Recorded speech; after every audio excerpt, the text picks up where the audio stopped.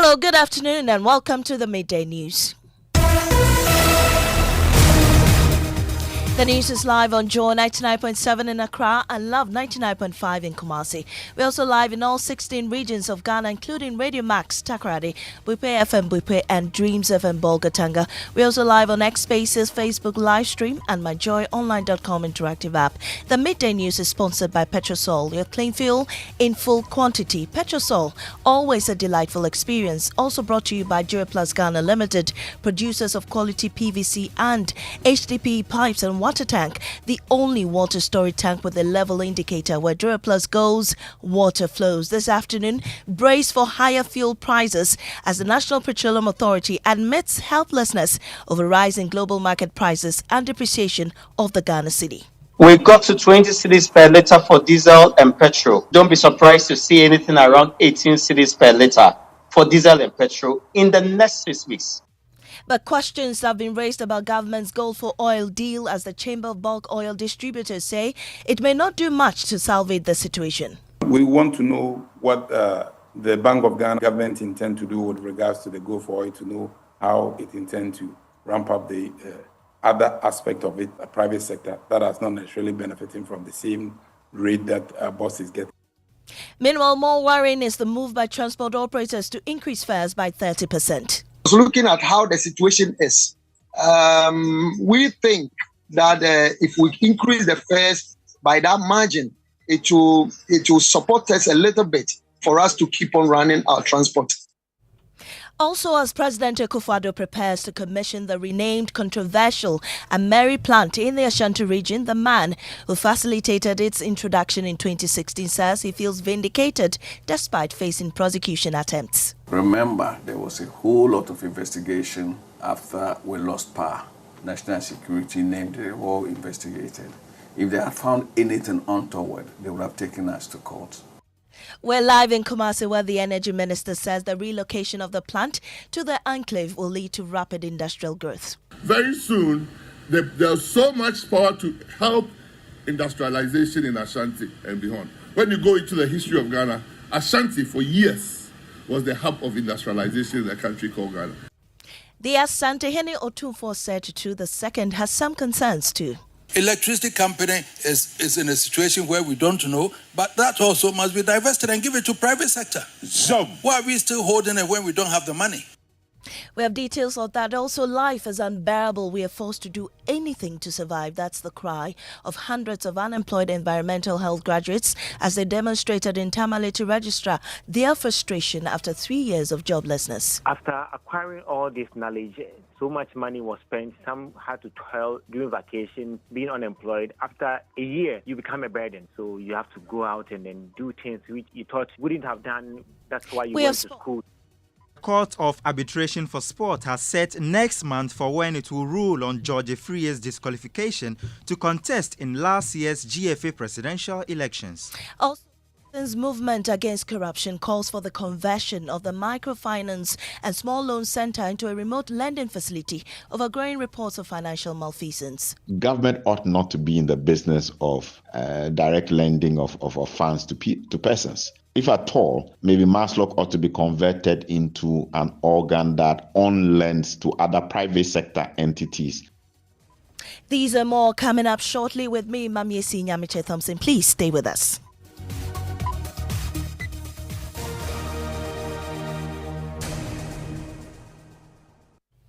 This afternoon, expect to pay more for fuel in the coming days as the world market prices rise and the Ghanaian cedi depreciates. Crude is selling today at $84 per barrel, but fears that with the tension in the Middle East, the product could hit $100 soon, and this may have implications for struggling economies like Ghana.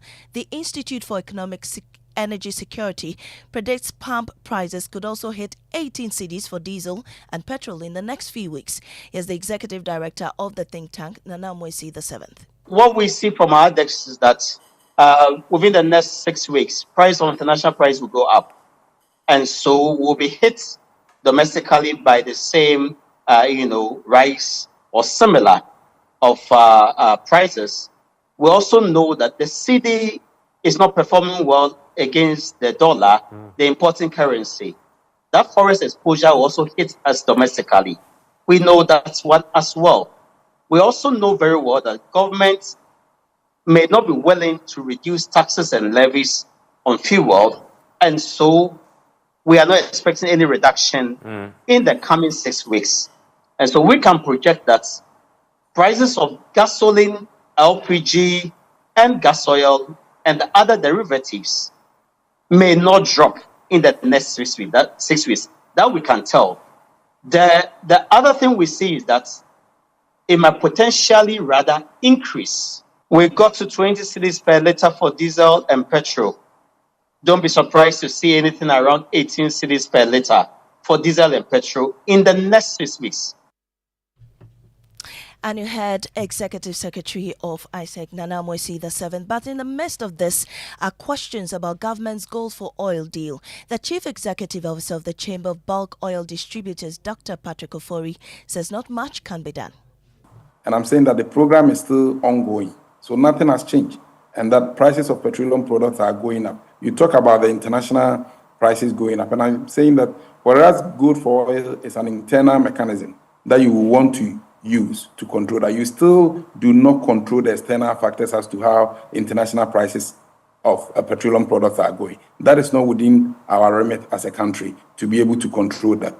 In addition to that, there are other variables that causes the prices of the product at the pump to go up. One is the exchange rate. As you said, if we're all made to believe that the good for oil stabilize the currency, and it's still in session, and it's still going on, boss is still being given that number of licenses, more than 50% of the licenses available to the industry, and yet the currency is still depreciating. Clearly, it tells you that there are other factors that really push that, and you cannot necessarily single out a particular policy as being the good, the best situation, and that we should look out for all the variables and seek how best we can address.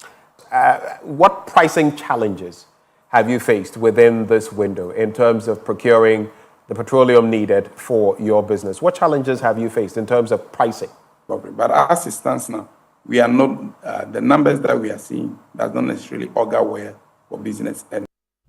Well, the National Petroleum Authority's head of economic regulation, Abbas Ibrahim Tasunti, says the authority cannot interfere in the pricing of petroleum products. It's showing the slides that about the world market price and the exchange rate.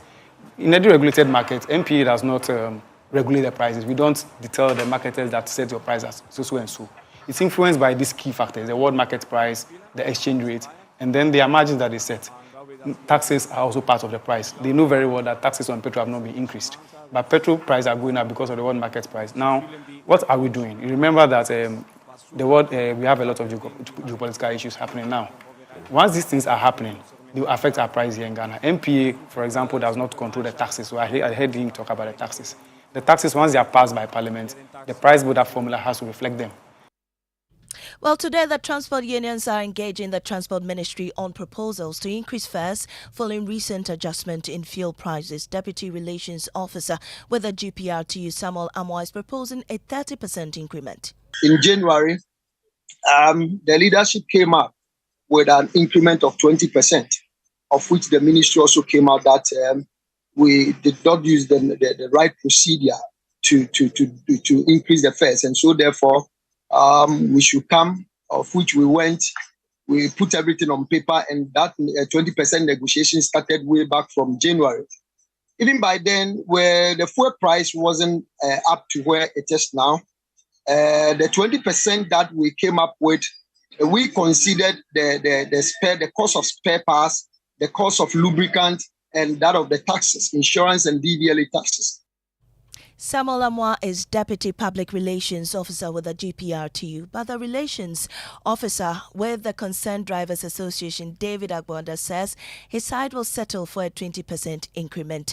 Well, what's the latest on this meeting? My colleague Kweku Asante joins me with more. Kweku, what more are we learning? Well, Maame, it's been weeks in coming, but today the Transport Ministry, together with the transport operators, will meet between 4 and 5 p.m. at the Transport Ministry to finalize on this. We've heard from these transport operators who say they want 30% and government saying that they have to come down. At the end of today, we'll be able to get to know how much exactly transport fares is going to go up by. Thank you, Kwekwa Santi. We're moving on. This afternoon, President Akufo-Addo is expected to commission the rebranded Ameri power plant relocated to Ahomaso in the Ashanti region. The Kumasi 1 thermal power plant, as it will be called, is a 250 megawatt power generation plant expected to ensure reliability and sustainability of the national grid. Despite all the controversy surrounding the renaming and relocation of the plant from Takoradi to Kumasi, President Akufo-Addo and the Energy Minister, Dr. Matthew Opoku-Prempeh, alongside the Volta River Authority, will be leading the commissioning of the plant. My colleague Nana Boachi-Yadom joins us from the project site in Ahomaso. Nana, when is the President expected to be at the site to lead the commissioning? Well, Maame, at 2 p.m., President Akufo-Addo is Ashanti meeting where we would have the K1 TPP project site alongside the Energy Minister, Dr. Matthew Opoku-Prempeh.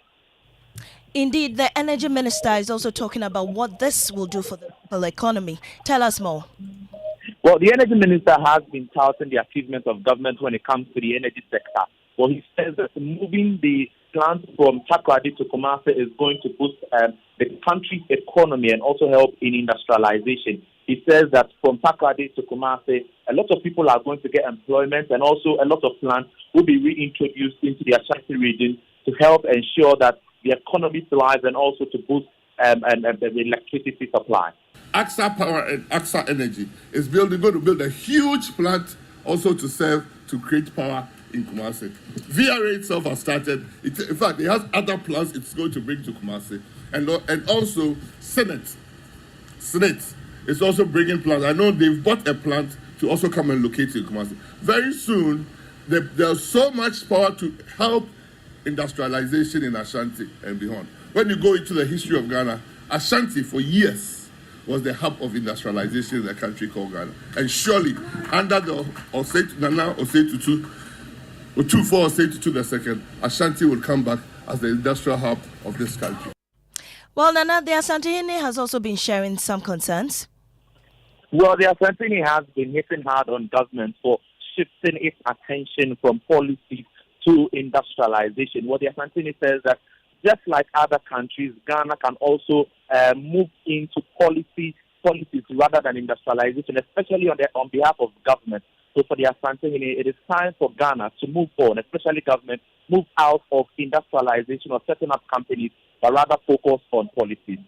And it's about time Ghana realizes that it's not going to work for government to be involved in setting up companies and all those things. It doesn't work. Government should be contained with policies, and then private sector should be involved in setting up industries and everything. It works that way, and therefore you can attract more investments to come to the country, and it creates more employment. VRA and others are all government establishment. Let's give it out and divest to private sector, and then we inject money in there. And get the right people to do it. Great Co and others and all are all for private sector. Let's give them the money, get the qualified people, divest government from it, and let them do it. Other than that, electricity company is in a situation where we don't know, but that also must be divested and give it to private sector. Why are we still holding it when we don't have the money? We are not even able to collect all the taxes that we want. We are going to IMF for money and all those things. We are hanging on to industries that we cannot maintain and run. Look, it's about time we faced realities and then decided on what government should be doing and what private sector should be doing. So that this is a testimony of private sector investment. And you heard Asantehene Otunfo said to the second. Well, in 2015, the then Power Minister, Dr. Kwabena Donkor, facilitated the entry of the Ameri plant into the country for $510 million. When the NDC lost power, his house was raided by the National Security over the deal. Dr. Kwabena Donkor tells Joy News he did no wrong. Remember, there was a whole lot of investigation after we lost power. National Security named the war investigated. If they had found anything untoward, they would have taken us to court. Did we ever appear before any court of law? No. So it was kosher, it was above board, Unfortunately, innate desire for power, clothed in ignorance, is what is raising this issue today. After the government had thoroughly investigated, found nothing untoward, and indeed went ahead to renegotiate and did a worse job, they don't have the moral authority. Unfortunately, the young men raising this were too young to probably appreciate this at the time. And he had former Power Minister Dr. Kwabena Donkor. Still, the power situation looks gloomy as persistent gadget repairs and thousands of cedis are lost in discarded fish and meat products. That is the story of coastal operators as the erratic power supply continues to bite hard on businesses. Today, on our Doomso Diaries, James Aveji takes us to the Malata market in Accra where coastal operators count their losses. I'm here in the heart of Malata Market in Accra to explore the Doomsaw Diary of operators of frozen food shops, your popular cold stores. The operators of these cold stores, just like you and I, have been battling a peculiar problem in the past few months. Doomsaw.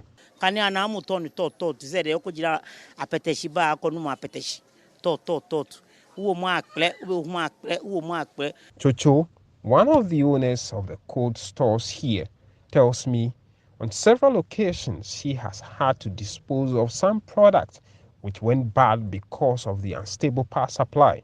The cost of the fish has also gone up.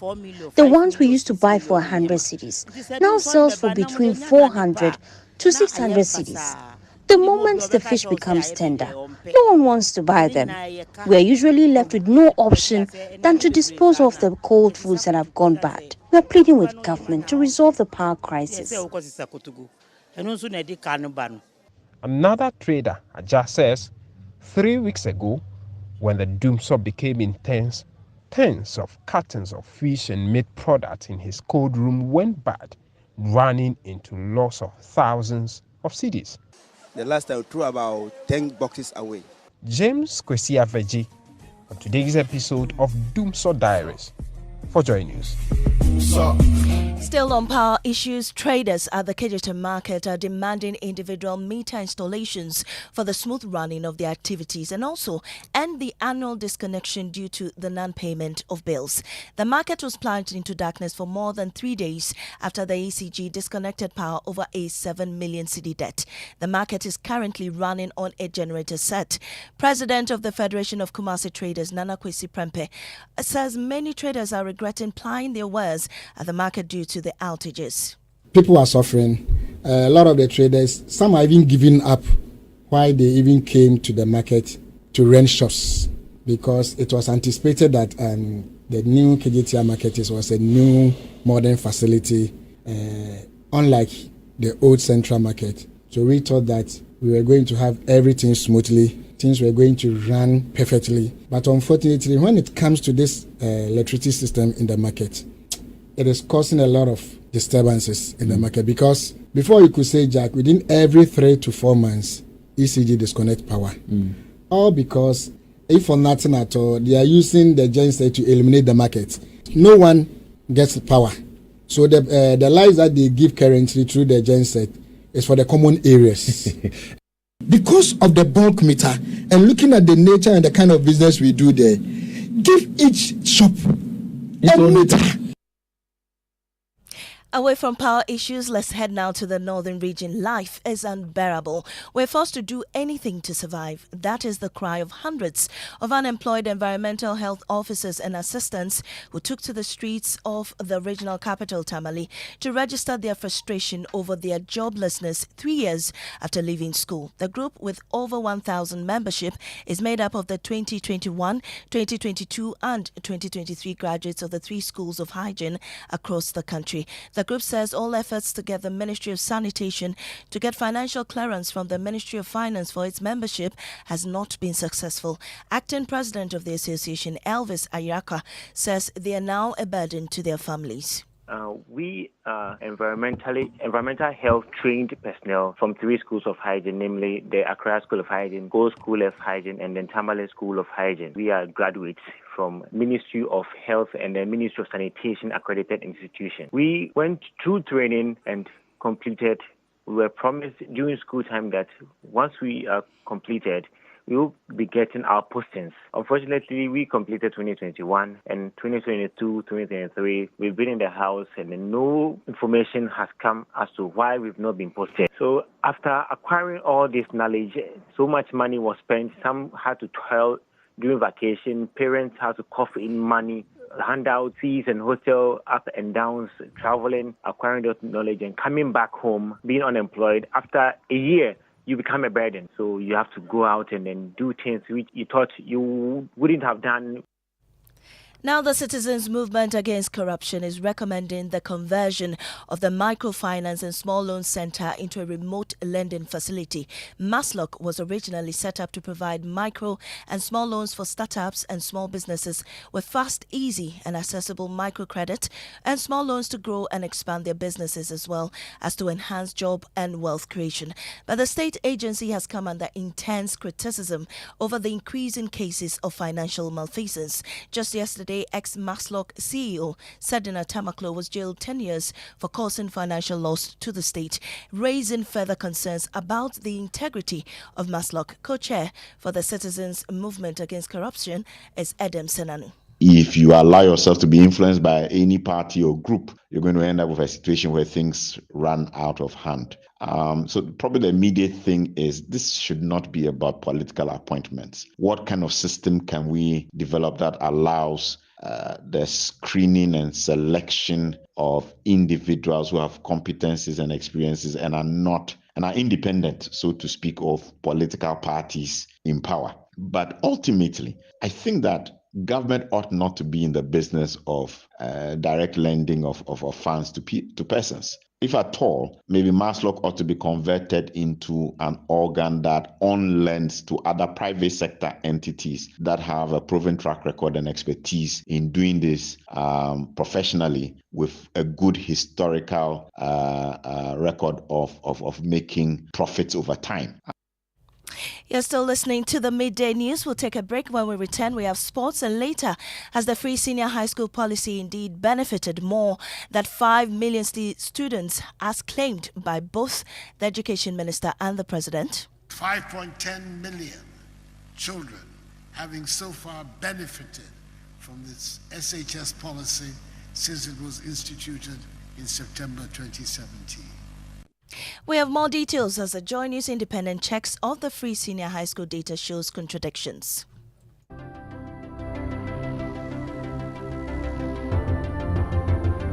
When budgets are tight and money difficult to come by, you want to be sure you get the best value for your money. These are not times to be spending money fixing expensive engine problems because of cheap fuel and lubricants. Drive to a petrol source station today and buy your quality fuel and lubricants, and rest assured of fuel that lasts long and lubricants that prevent expensive engine problems. Hear the sound.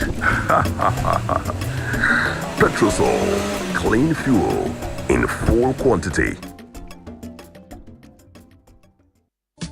Just like that Sochi Wachi, that's exactly what Aquaba Magic gives you. Enjoy rich Ghanaian stories like the second season of the legendary Inspector Bediako, the captivating Madame, and so much more on DSTV channel 150 and GoTV channel 102. Aquaba Magic, dear. Enjoyment and Kazankasa. Now available on DSTV Access and GoTV Plus. Aquaba Magic, Ghana's most loved storyteller. There is time for everything, including exclusive breastfeeding by mothers, which starts within the first 30 minutes baby is born till the time the child is 6 months old. Grandma, Grandpa, husbands. Let's all come on board Good Life and insist that our child takes only breast milk for the first 6 months. No food, no water, no gripe water. Breast milk has all the nutrients the child needs to grow strong and healthy. So I ask, how is your good life? Remember that exclusive breastfeeding for 6 months is best for baby, and good growth starts with right nutrition at birth. Good Life, live it well. It's an everyday thing. Good Life from Ghana Health Service and partners with support from USAID.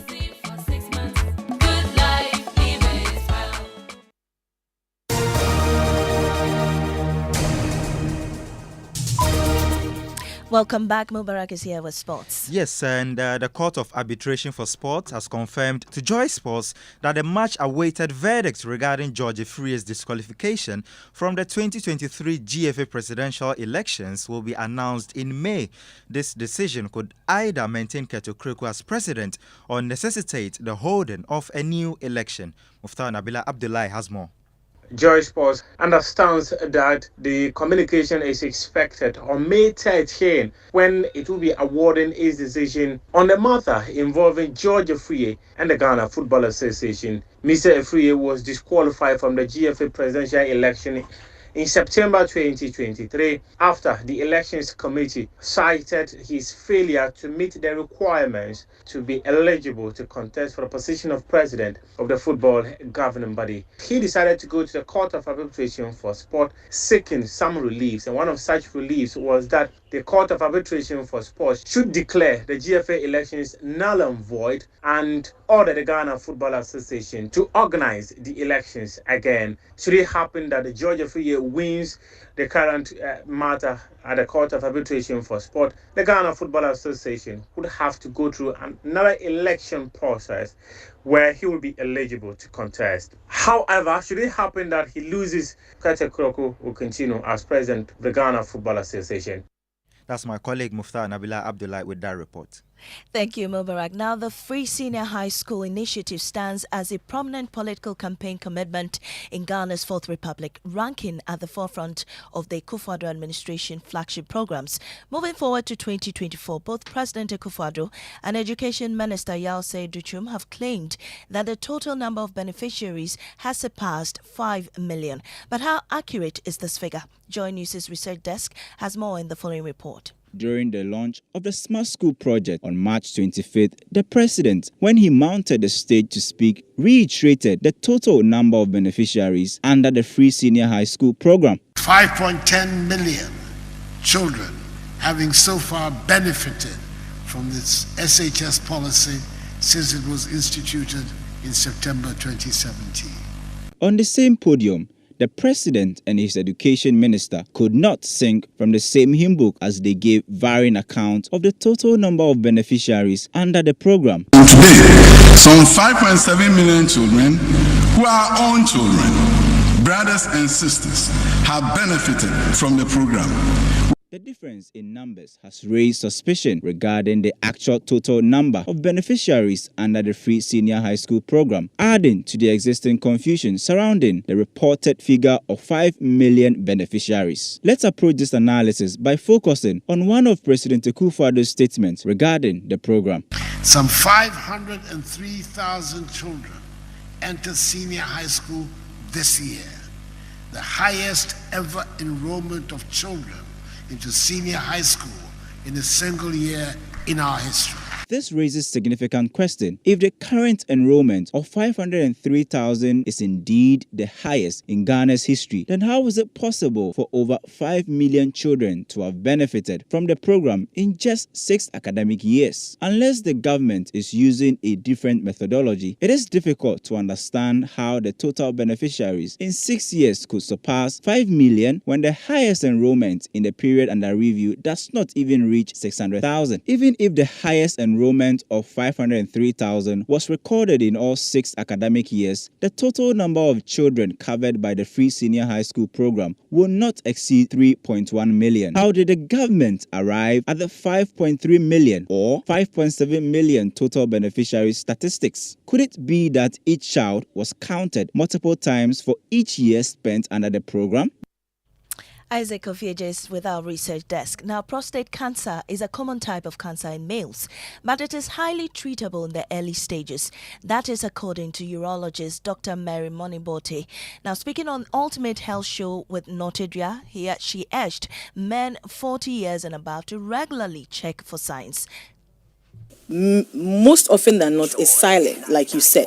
They may not present with symptoms. That's why for the high risk group, it's important to do their PSA periodically. Okay. So when I say high risk group, someone who has a positive family history of prostate cancer, usually a first degree relative like your father or your brother, and then in people of African descent, so then you would say that then everyone here basically in the country, any male above 40. So that's the case we seem to be making for checking your PSA at age 40. Medical doctor Theophilus Kwame Thompson has been advising men on what they can do to stay safe. Actually, people know a lot about this PSA thing, prostate screening. People have actually been doing PSAs even from their 30s.